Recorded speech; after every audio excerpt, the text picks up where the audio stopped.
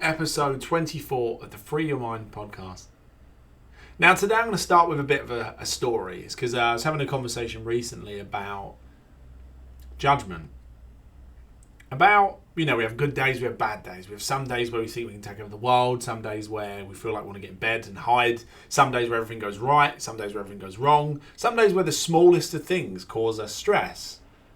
In this particular conversation, I was talking to a tiler, so he lays tiles as far as I'm aware. And you'll be doing all these tiles and one of them will always chip. And then you got to fucking change the tile and now you're going to be here for hours and you'll be staying there longer and, why does this always happen? And it got us into the conversation around, what's good, what's bad, what's, my day's just started off bad because this happened. I spilt my coffee, I was caught in traffic, I chipped the tile, whatever it is, right? And it got us into a deeper conversation around things aren't good or bad until we give them meaning. Like humans, we are meaning machines. What does it mean if I have £1 in my bank or £1 million in my bank? What does it mean if I have a car that's got the engine light management on or doesn't? True story, right? What does it mean if one of my staff calls in sick or, or one of them does a really good job? What does it mean if... You can fill in the blanks. What does it mean if I'm stuck in traffic? What does it mean if I'm late? What does it mean if I don't go to the gym today? What does it mean if I keep eating cake? We add meaning to everything. We make things mean things. That means I'm not this, or that means I am this. That means I can't do this, or I ought to do that, whatever. The fact is, right, most things in life are just whatever that means. They just are. The reason I said is because my brain was saying for itself so, which I think is a Zen phrase. Everything just exists for itself for no real reason at all. So if you had a camera watching, say, this Tyler guy, right, what would you would see as a man laying some tiles and then a tile chips and then he changes the tile and then he goes home. But what you wouldn't see is his experience. He chips the tile and then he thinks that, I'm fucking going to be here for hours now. Trust me to do that. Why have I been doing this my whole life and I still can't seem to get this right? Why does it always bloody chip? We've only got this many tiles, which means if I run out, we're not going to get this completed in time. If I don't get it completed in time, then X, Y, and Z. You see the story beyond the truth. You see the story beyond what actually happened. What actually happened is this happened. That's what acceptance is, right? I'm in traffic. Cool. I chipped a tile. Cool. I keep wanting to say chipped a nail. Don't wear a nail polish, but I chipped a nail. Crashed the car. The engine light's on. Got a bad review. Whatever. I'm just making up stuff here. I haven't got a bad review. Don't go leave me one. Leave me a good one, please. Definitely asking for a bad one now, but. To get back to my point, I'm now imagining a bad review just for the sake of it. But that's actually really cool. That's what our thoughts do, right? What does it mean if you have a bad review? It means someone doesn't like your podcast. That's it, right? It means that person's interpretation of your podcast is that they don't like it. Cool. Doesn't mean the podcast is shit. Doesn't mean I am shit. Doesn't mean no one likes the podcast. It just means that one person in their experience of life isn't enjoying it. And they felt some reason moved to sharing those words, right? I was even wanting to say that miserable perspective. No, that's my judgment now. They wanted to share these words that try to portray the way they are feeling in that moment based on their observation of what they think they've heard. Nothing to do with anything really other than their own experience. You get the point, I think. So I'm going to attempt to read you a story from my screen and I'll try and do my best. This might be a little bit like CBeebies bedtime hour, if they still do that. It's been a while since my kids have been that young. It might be a bit weird, but go with it. Listen to the story. Try and not think about how weird it is that there's a man on your screen or coming through your speakers reading you a story. It's not that long. So, a farmer and his son had a horse. And the horse helped them earn a living, essentially. I'm assuming it did farming, right? One day the horse runs away. And the neighbours come over and they're like, oh my God, your horse has run away. What bad luck. And the farmer replies, yeah, maybe not. A few days later, the horse returns. And it brings with it other horses. And the neighbours are like, oh my God, your horse has brought back more horses. Like, what great luck. And the neighbour says, maybe not.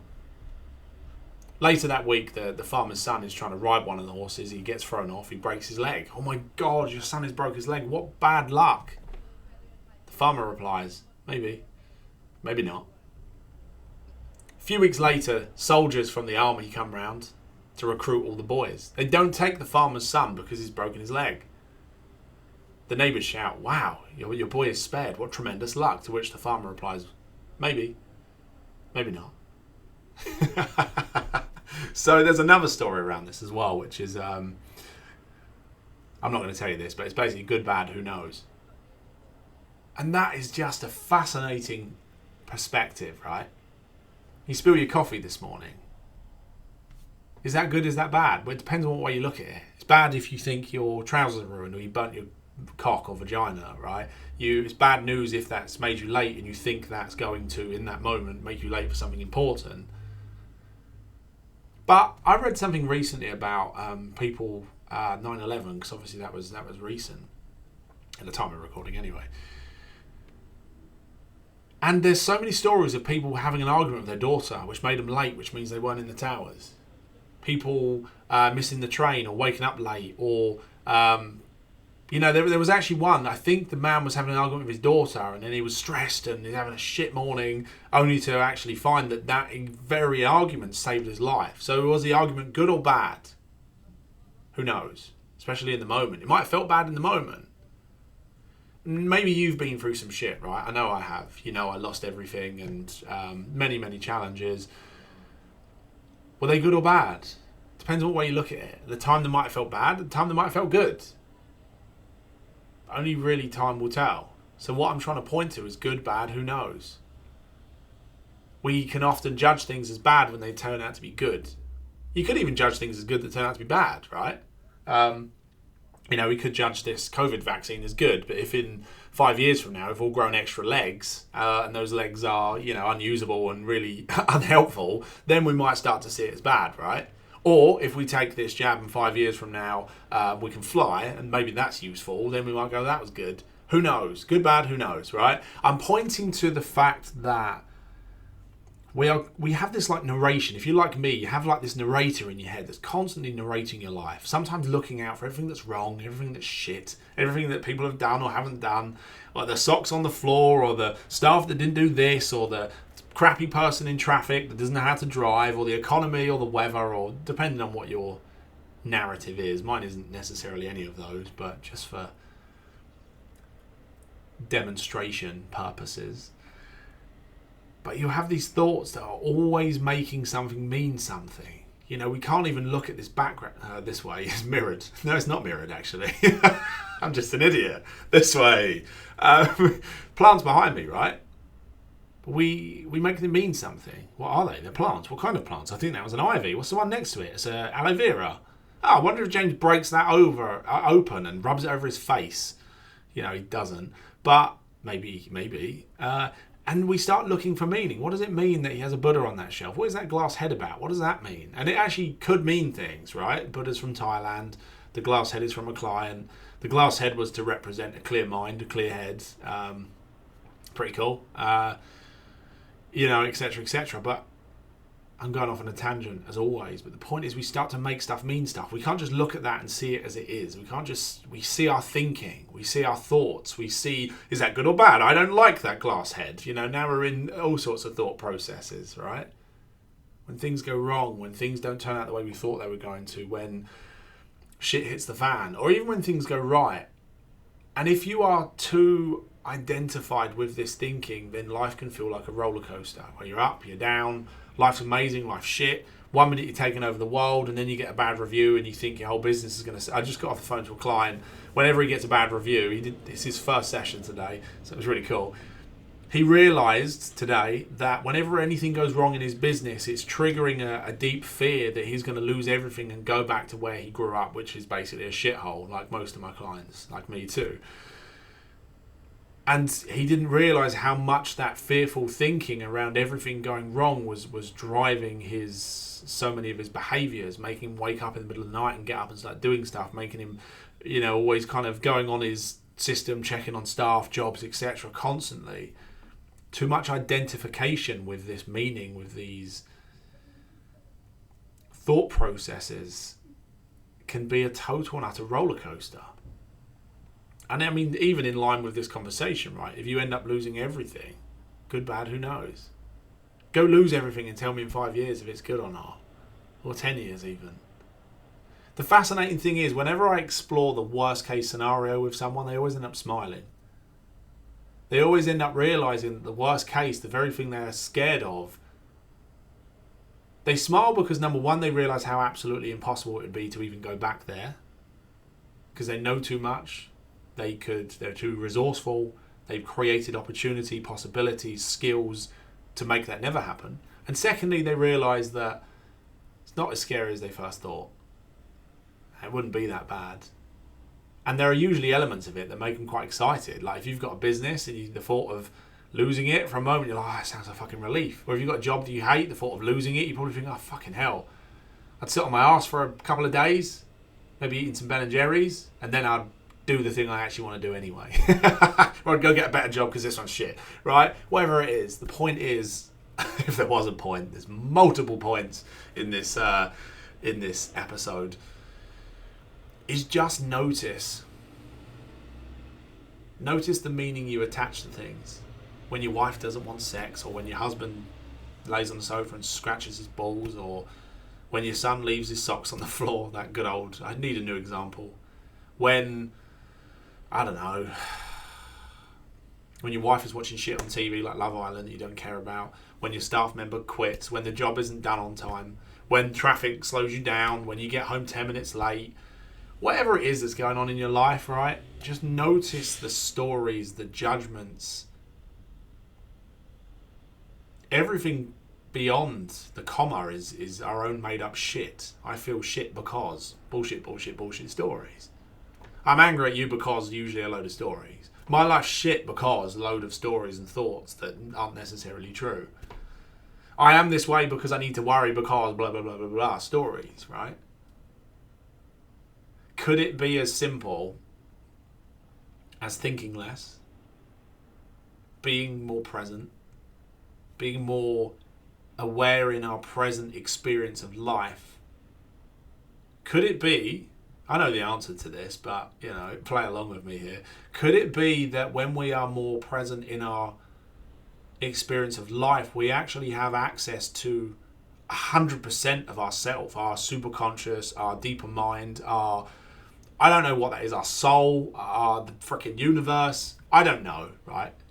Try it and then let me know.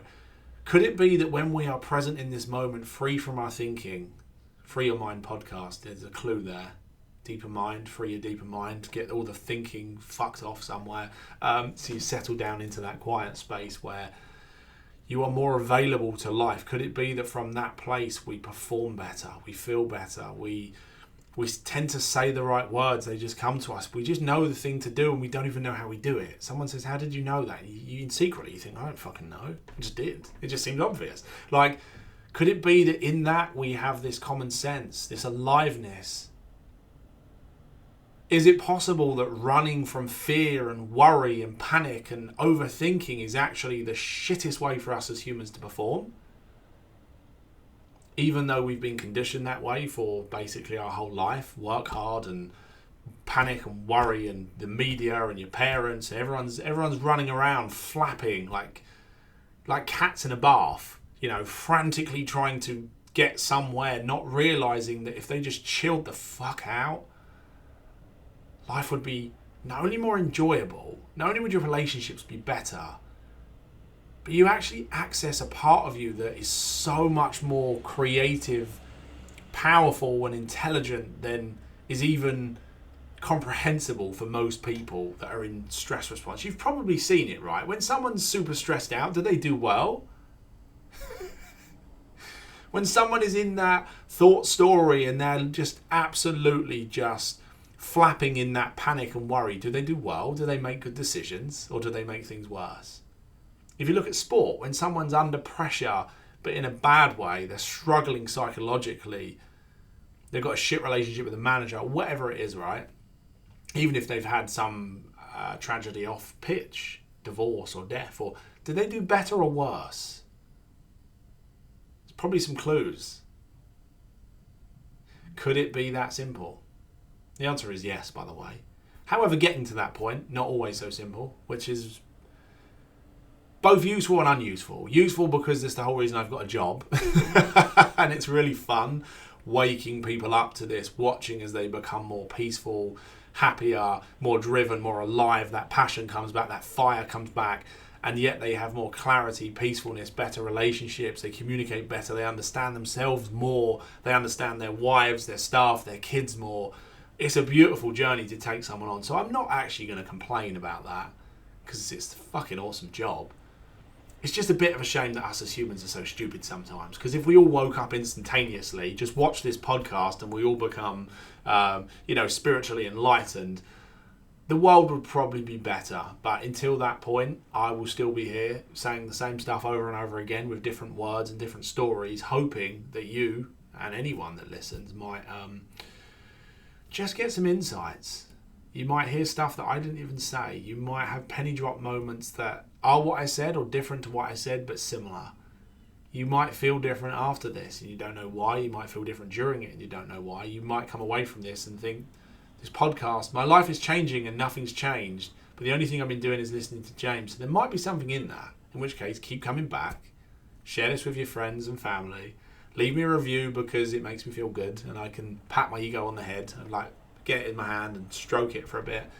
And that's all I've got to say, really. Anyway, pleasure. Appreciate it was a bit weird at times, as always. I will speak to you soon.